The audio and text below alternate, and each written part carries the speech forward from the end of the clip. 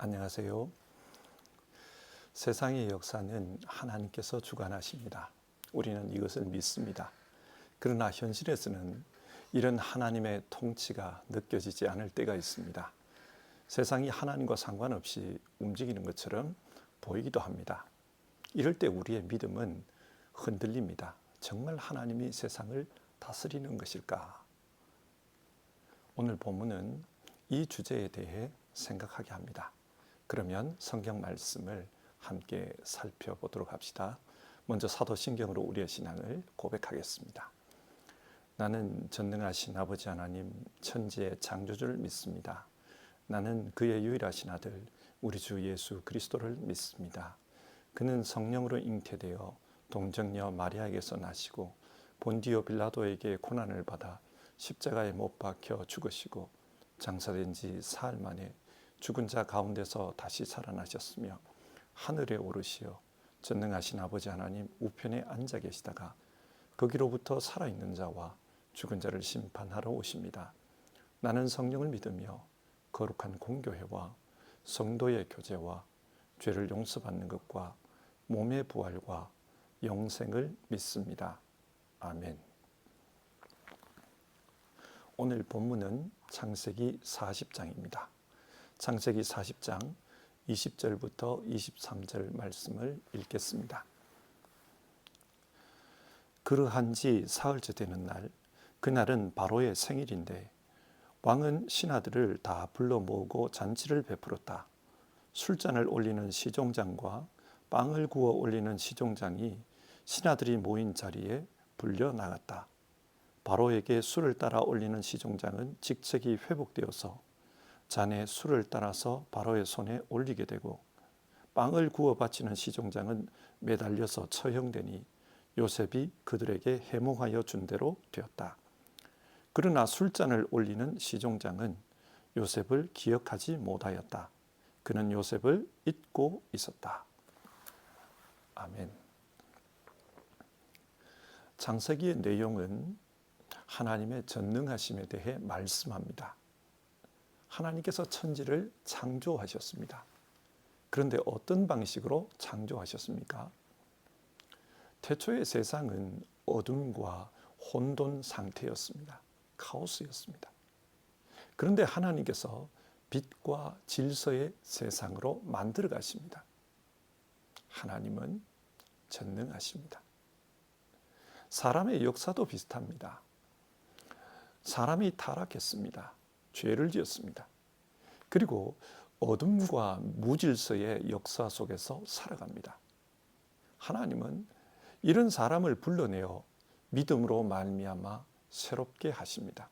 그리고 하나님의 새로운 역사를 만들어가는 동역자로 살게 하십니다.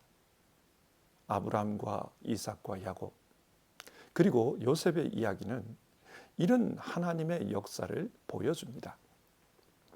그런데 하나님은 어떻게 이 땅의 역사를 하나님의 뜻대로 새롭게 열어가십니까? 오늘 성경을 통해 이것을 한번 생각해 봅시다. 요셉이 갇힌 감옥에 새로운 사람들이 들어왔습니다. 그들은 왕에게 술잔과 빵을 올리는 일을 맡았던 시종장들이었습니다. 고대 사회에서 이들은 고위직입니다. 옛날에는 왕을 독살하는 경우가 많았습니다. 그렇기 때문에 왕은 자신의 먹고 마시는 문제와 관련하여 가장 믿을 수 있는 사람에게 이 일을 맡겼습니다. 따라서 이 시종장들은 왕의 측근이었습니다. 그래서 4절을 보면 경호대장이 요셉에게 그들을 시중들게 합니다. 사람이 죄를 짓고 감옥에 들어가면 그 다음 일은 간수장의 책임입니다. 그런데 보디발이 직접 나서서 이들을 시중들게 했습니다. 이것이 의미하는 것은 이 사람들이 굉장히 높은 사람이었다는 말입니다. 성경은 이들이 무슨 잘못을 저지르고 감옥에 들어왔는지에 대해 말하지 않습니다. 그러나 정황상 볼 때 누군가 왕을 해치려는 음모를 꾸몄던 것이 아닌가 그렇게 추측이 됩니다. 반역과 관련된 일이 있었던 것으로 보입니다. 그래서 왕은 모든 조사가 끝날 때까지 관련자들을 감옥에 가둔 것입니다. 그러던 어느 날 이들이 꿈을 꾸었습니다. 둘 다 심상치 않은 꿈을 꾸었습니다. 지금은 그렇지 않습니다만 옛날에는 꿈이 신의 계시의 통로라고 생각했습니다. 앞으로 일어날 일을 신이 꿈을 통해 말해준다고 믿었습니다. 그런데 이들은 자신이 꾼 그 꿈의 의미를 몰랐습니다. 그래서 마음에 근심이 있었습니다. 여기서 살아서 나갈 것인가 죽어서 나갈 것인가 근심하고 있었습니다. 요셉이 이들을 시종되는 가운데 이 사람들이 불안해하는 것을 알게 되었습니다. 그래서 무슨 일이 있었는지를 물었습니다. 이들은 이상한 꿈을 꾸었는데 그 꿈을 해몽해 줄 사람이 없어서 이렇게 불안해하고 있다. 그런 말을 합니다. 그때 요셉은 계시는 하나님이 주시는 것이니 하나님께서 해석해 주실 것입니다. 그런 말을 합니다. 그러면서 자신이 하나님의 뜻을 살펴볼 테니까 자기에게 이야기하라고 했습니다. 요셉은 하나님과 동행하는 사람이었습니다. 그렇기 때문에 하나님의 뜻을 알 수 있을 것이다. 그렇게 말한 겁니다. 그러자 술잔을 올리는 시종장이 먼저 말합니다. 꿈의 내용은 이러했습니다. 이 시종장이 가지가 3개 달린 포도나무를 보았습니다. 그리고 그 가지에서 싹이 나고 꽃이 피고 포도가 열렸다는 겁니다. 그래서 자신은 그 포도를 따다가 즙을 만들어 왕에게 올렸다는 겁니다.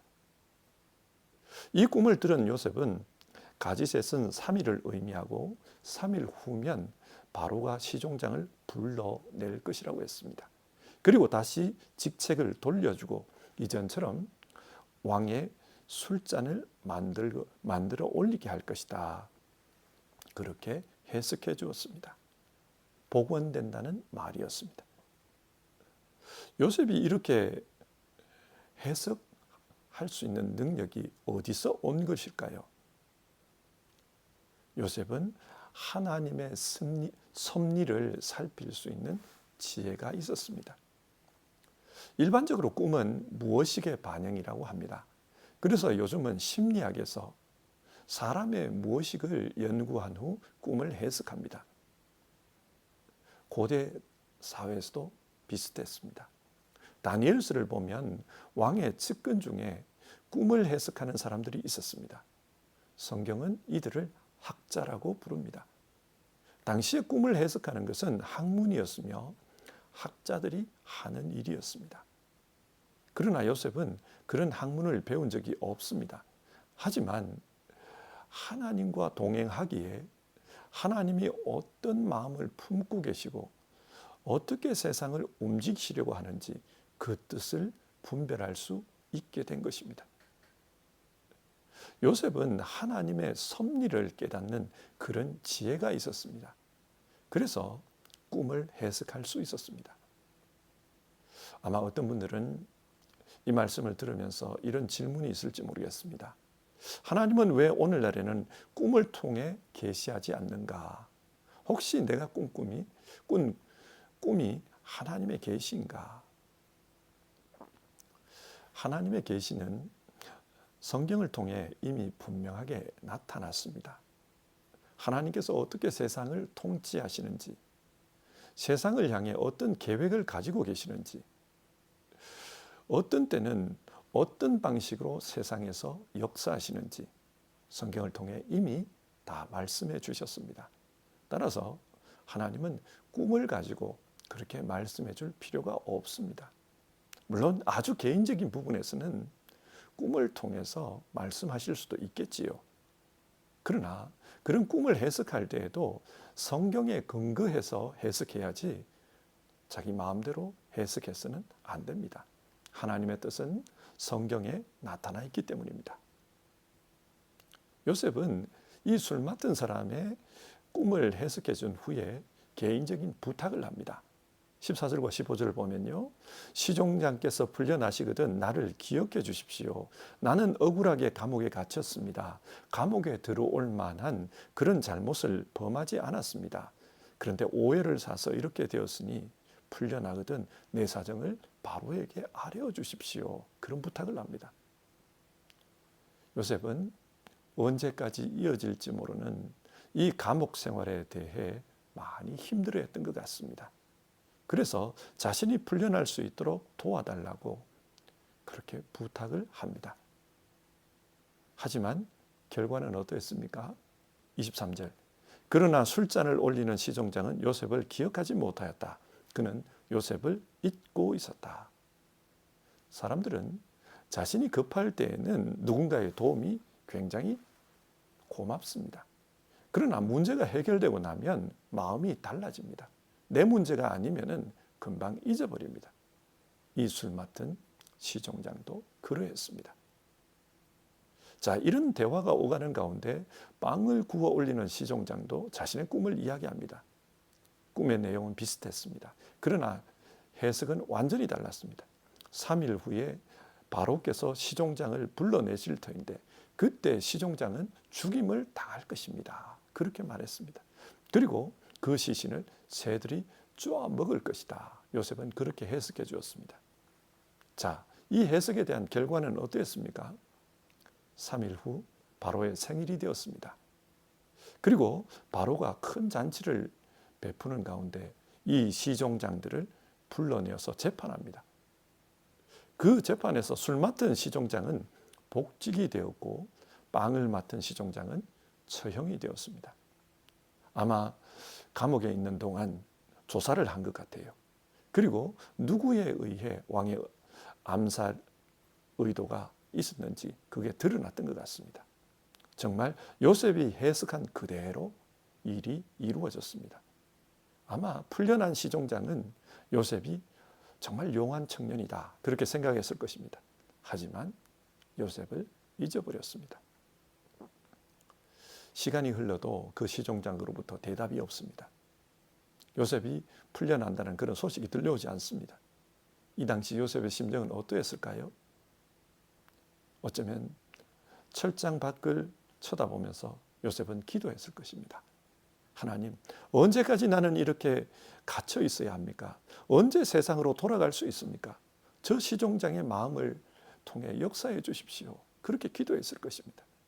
그러나 시간은 계속 흐릅니다. 1년이 흐르고 2년이 될 때까지 아무런 응답이 없었습니다. 이 당시 요셉은 얼마나 혼란스러웠겠습니까? 하나님께서 세상을 다스리시는데 왜 내 인생은 다스리지 않습니까? 다른 사람의 인생은 그렇게도 응답하시면서 왜 내 기도, 내 인생에는 이렇게 냉정하십니까? 그런 생각이 들지 않았겠습니까? 우리는 성경의 내용을 이미 다 알고 있습니다. 그래서 2년 후에 바로가 꿈을 꾸게 되고 그 꿈을 꾼 후에 요셉이 지혜로운 사람으로 인정되어 바로의 총리가 된다는 것을 압니다. 하지만 이 당시 요셉의 마음은 굉장히 혼란스럽고 힘들었을 것입니다. 정말로 하나님께서 살아계시는가? 내 기도를 듣고 계시는가? 이런 의문이 들었을 것입니다. 여러분, 성경이 무엇을 말합니까? 하나님의 때가 있다는 것입니다. 하나님의 때가 되었을 때 하나님의 역사가 나타나지 그 때가 되기까지는 기다려야 한다는 것입니다. 만약 요셉이 그 시종장에 의해 풀려났다고 한번 상상해 봅시다. 그래봤자 요셉은 세상에서 남의 꿈을 해석하는 가게를 차려서 손님을 받는 것밖에 더 했겠습니까? 하나님의 뜻은, 요셉에 대한 하나님의 뜻은 그것이 아니었습니다.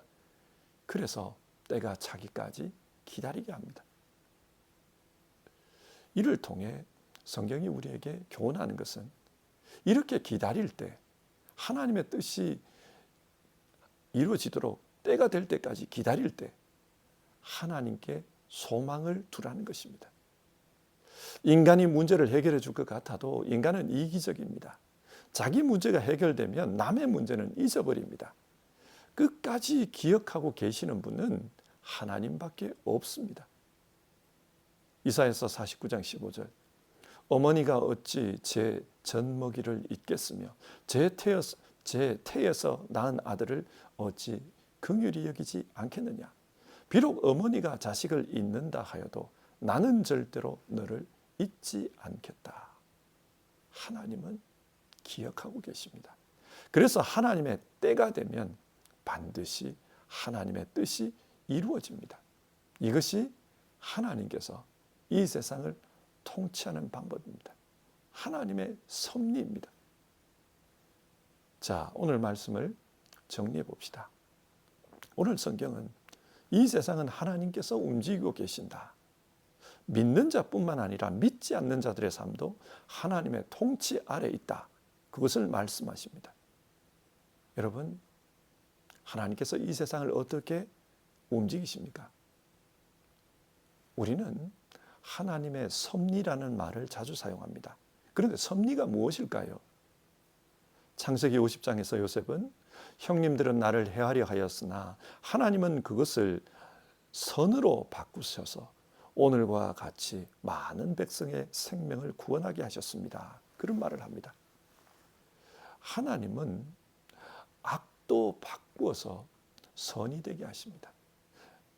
인간의 악함을 바꾸어서 하나님의 뜻이 이루어지는 통로가 되게 하십니다. 여기에 하나님의 섭리가 잘 표현되어 있습니다. 이렇게 하나님의 뜻이 이루어지게 하는 하나님의 힘, 하나님의 지혜, 그것이 하나님의 섭리입니다. 하나님은 이 섭리를 통해 이 땅의 역사가 하나님의 뜻대로 되게 만들어 가십니다. 요셉은 자신이 빨리 풀려나기를 소망했습니다. 왜냐하면 억울하게 갇혔기 때문입니다. 왜 감옥에 왔는지 그 이유를 알지 못합니다. 그러나 하나님은 이유가 있어서 감옥으로 보냈습니다. 꿈을 해석해 주는 것을 통해 사람을 만나게 하시고 그 해석을 통해 마침내 이집트의 총리가 되게 하십니다. 하나님은 지금 하나씩 그 일이 이루어지도록 단계를 밟아가고 계십니다. 사람의 입장에서는 조바심이 납니다. 나는 이 세상에서 잊혀져 버린 존재가 되는 것은 아닐까? 계속 이렇게 사는 것은 아닐까? 조바심이 납니다.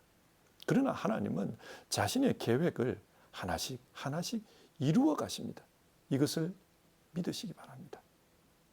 의미 없이 태어난 사람은 아무도 없습니다. 하나님은 다 계획을 가지고 계십니다.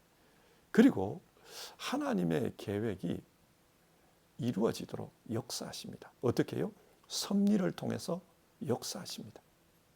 그런데 이 하나님의 섭리가 이루어지는 데는 때가 있습니다.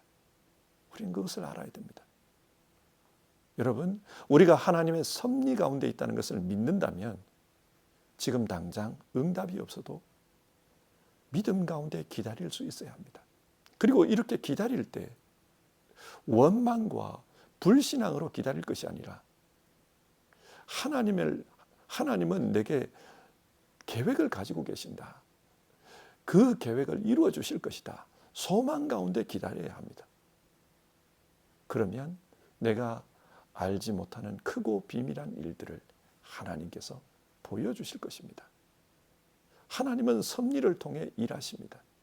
그리고 그 섭리를 통해 일하시는 하나님은 반드시 자신의 뜻을 이루시는 전능하신 분입니다. 성경은 우리에게 이것을 말씀해 줍니다. 성도 여러분, 전능하신 하나님을 믿고 하나님의 섭리를 통해 우리에게 가지고 계신 계획을 이루어 가신다는 것을 믿으면서 오늘 하루를 살아갑시다. 기도하겠습니다. 하나님, 오늘 성경을 통해서 하나님은 어떻게 세상을 다스리시는지 그것을 살펴보았습니다. 하나님은 섭리를 통해 이 세상을 다스립니다. 그래서 세상 역사 가운데는 인간의 악함으로 말미암아서 벌어지는 비극들이 있지만 그럼에도 불구하고 하나님은 모든 과정들을 거쳐 하나님의 뜻을 이루신다.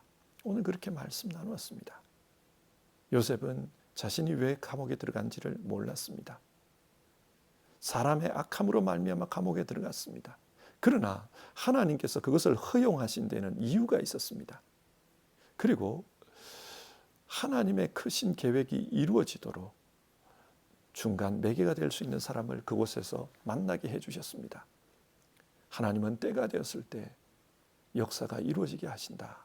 오늘 우리가 그렇게 말씀 나눴는데 우리 모두 이것을 믿고 우리 개인에게 있어서도 하나님의 때가 이루어질 때까지 하나님을 소망하는 가운데 기다릴 수 있는 믿음을 주시옵소서. 지금은 답답하고 어려운 마음으로 지내고 계시는 분들이 있거든. 섭리하시는 하나님, 그래서 역사를 아름답게 만들어 가시는 그 하나님을 믿는 가운데 승리하는 분들 다 되게 하옵소서. 하나님을 믿고 소망으로 살아가게 하옵소서. 그리고 그 소망이 현실이 되는 것을 볼 수 있도록 우리에게 역사해 주시옵소서. 우리 주님 예수님의 이름으로 기도드립니다. 아멘. 오늘도 하나님의 선한 역사를 믿으며 살아가는 우리 모두 되기를 바랍니다. 주님 가르쳐 주신 기도로 아침 예배를 마치겠습니다. 하늘에 계신 우리 아버지, 아버지의 이름을 거룩하게 하시며 아버지의 나라가 오게 하시며 아버지의 뜻이 하늘에서와 같이 땅에서도 이루어지게 하소서. 오늘 우리에게 일용할 양식을 주시고 우리가 우리에게 잘못한 사람을 용서하여 준 것 같이 우리 죄를 용서하여 주시고 우리를 시험에 빠지지 않게 하시고 악에서 구하소서. 나라와 권능과 영광이 영원히 아버지의 것입니다. 아멘.